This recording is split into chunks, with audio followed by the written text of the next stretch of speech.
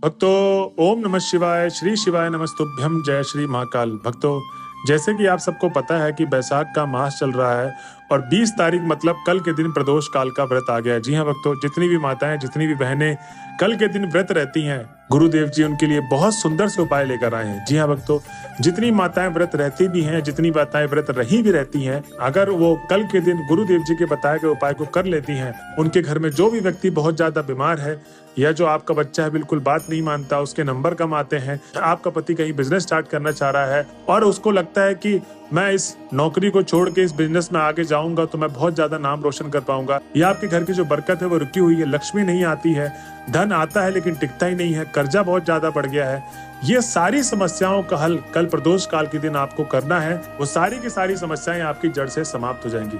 तो भक्तों, चलिए चलते हैं उपाय की तरफ और जानते हैं कि गुरुदेव जी ने कल के दिन कौन से उपाय बताए हैं जो आपको करना है, कैसे करना है, कब करना है, पूरा एकदम मैं डिटेल में समझाऊंगा। बस आपसे मेरी यही विनती है कि जो भी भक्त आज मेरी वीडियो को सुन रहे हैं उनसे मेरी ये दरखास्त है कि जो भी आप उपाय सुनेंगे आज कृपया करके उसको लिख लें, क्योंकि गुरुदेव जी कहते हैं कि ज्यादातर भक्तों की जो मनोकामना है वो पूर्ण नहीं होती और गलती वो यही करते हैं कि वो आधा अधूरा उपाय करते हैं, ये गलत तरीके से उपाय करते हैं, इसलिए उनकी जो मनोकामना है वो पूर्ण नहीं हो रही। आपको बस यही गलती नहीं करना है, उपाय को अच्छी तरीके से लिख लें और जब कल आप जाएंगे प्रदोष काल के दिन और जब अगला प्रदोष काल भी आएगा तो यही उपाय को आप दोबारा देखिए और इस उपाय को आप जरूर करिए, आपकी जो मनोकामना है वो अवश्य पूर्ण होगी। तो भक्तों, चलिए चलते हैं उपाय की तरफ और जानते हैं गुरुदेव जी ने ऐसा कौन सा उपाय बताया था। और उपाय को शुरू करने से पहले जो भी भक्त आज हमारे चैनल में पहली बार आए हैं और जो आवाज मेरी पहली बार सुन रहे हैं तो चैनल को कर ले सब्सक्राइब और बेल नोटिफिकेशन को ऑन कर ले, जिससे गुरुदेव जी की आने वाली अपकमिंग वीडियोस आपको मिलती रहे। तो भक्तों, सबसे पहले तो गुरुदेव जी प्रदोष काल के दिन जो उपाय बताते हैं वो बताते हैं 5 कनेर के फूल वाला उपाय। जी हाँ भक्तों,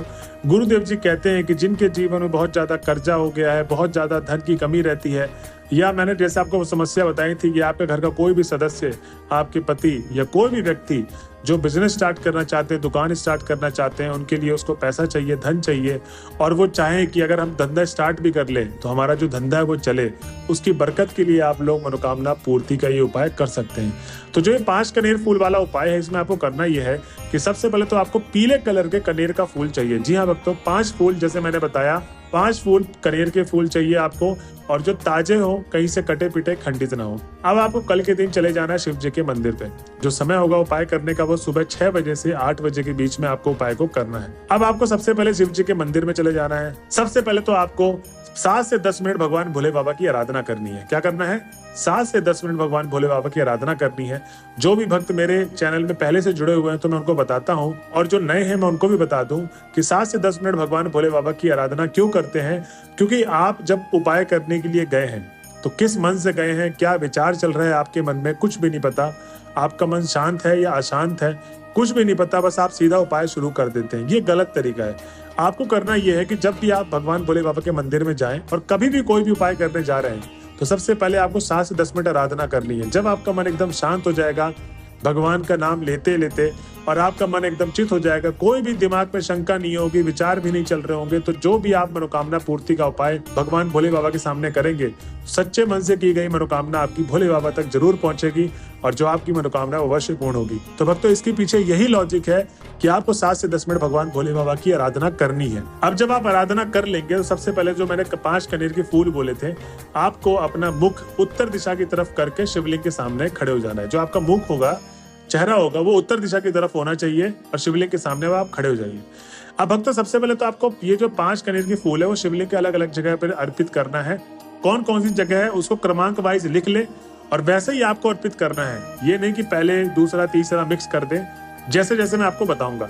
तो सबसे पहला कनेर का फूल आपको शिव जी के जो सबसे ऊपर वाला भाग होता है शिवलिंग का, वहां पर अर्पित करना है, पहला कनेर का फूल। उसके बाद जो दूसरा कनेर का फूल है वो आपको अर्पित करना है अशोक सुंदरी वाले स्थान पे।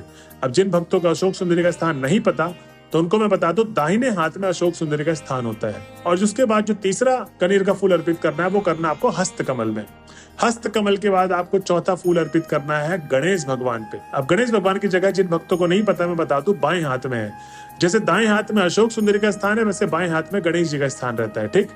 उसके बाद आपको जलाधारी वाले भाग पे आपको 5वां फूल अर्पित कर देना है। भक्तों, गुरुदेव जी कहते हैं कि जब आप 5 फूल कनेर के अर्पित करती हैं, अब आपको करना यह है कि जो भी आपके घर में जिस व्यक्ति के लिए आप मनोकामना मांग रहे हैं या अपने घर के बरकत के लिए मांग रहे हैं, तो आपको अपना नाम और गोत्र बोल के, और अगर आप किसी व्यक्ति के लिए कर रहे हैं स्पेसिफिक, तो आपको उस व्यक्ति का नाम और गोत्र बोलना है।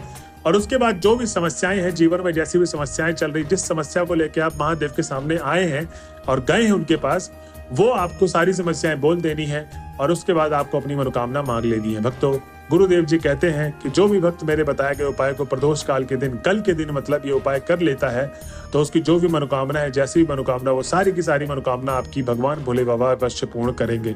तो भक्तों, ये था पहला उपाय जो गुरुदेव जी ने बताया है। अब हम चलते हैं अपने अगले उपाय की तरफ, जिसमें गुरुदेव जी कहते हैं कि इसमें आपको 7 बेल के कांटे वाला उपाय करना है। कौन सा उपाय? 7 बेल के कांटे वाला।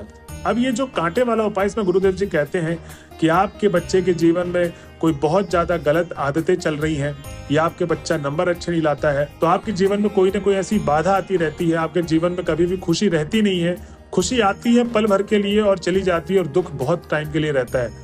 तो अगर ऐसी कोई भी समस्या चल रही है, वो सारी की समस्या इस उपाय को करने मात्र से जड़ से खत्म हो जाएंगी। तो आपको इस उपाय में करना क्या है? बेलपत्र के 7 कांटे चाहिए।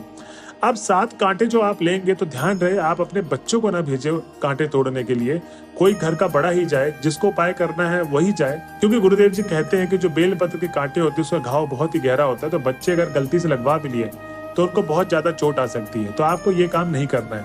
7 कांटे घर के बड़े ही तोड़ के लाएंगे, ठीक। उसके बाद आपको सीधा चले जाना है कल के दिन, प्रदोष काल के दिन, और जो कोई भी अगला प्रदोष काल का दिन आएगा, जो कल के दिन उपाय नहीं कर पाए हैं, तो वो आपको 7 कांटे लेके सीधा चले जाना है महादेव के मंदिर में। समय वही होगा सुबह 6 से 8 और शाम को 6 से 8 के बीच में, कभी भी आप इस उपाय को कर सकते हैं। अब इस उपाय में गुरुदेव जी बोलते हैं कि जब आप महादेव के शिवलिंग के सामने पहुंच गए, तो सबसे पहले तो आपको 7 से 10 मिनट भगवान भोले बाबा की आराधना करनी है, उनके मंत्रों का जाप करना है, उनके मंत्रों का उच्चारण करना है। उसके बाद ही आपको उपाय शुरू करना है। आपने 7 से 10 मिनट कर लिया, उसके बाद आपको करना यह है कि उत्तर दिशा की तरफ मुख करके शिवलिंग के सामने अब आपको खड़े हो जाना है। अब आप खड़े हो गए, तो सबसे पहले तो आपको करना यह है कि 1 लोटा जल सबसे पहले भगवान भोले बाबा पे समर्पित कर दें। और जब आप समर्पित करेंगे तो भगवान श्री शिवाय नमस्तुभ्यम का जाप करते रहें और उसके साथ साथ आप जल को समर्पित करते रहें। और अब क्या करना है कि जब आपने जल अर्पित कर दिया, अब आते हैं 7 कांटे की बारी। तो जो 7 कांटे लेकर गए थे आप, वो 7 कांटे शिवलिंग के सबसे ऊपर वाले भाग पे रखना है और कहना है कि हे महादेव, आज मैं आपके समक्ष आई हूँ। मेरे बच्चे के जीवन में आप हमेशा खुशहाल बना के रखिए, उसके जीवन में कभी भी कोई ऐसा पड़ाव न पड़ने दे जिसके वजह से वो डगमगा जाए, और कृपया करके आप मेरे बच्चे के जीवन में और जो मेरे बच्चे की पढ़ाई है उस पे ध्यान दे, उस पे आशीर्वाद बना के रखें। मतलब जो भी समस्या है बच्चे से रिलेटेड, वो आपको समस्या बोलनी है।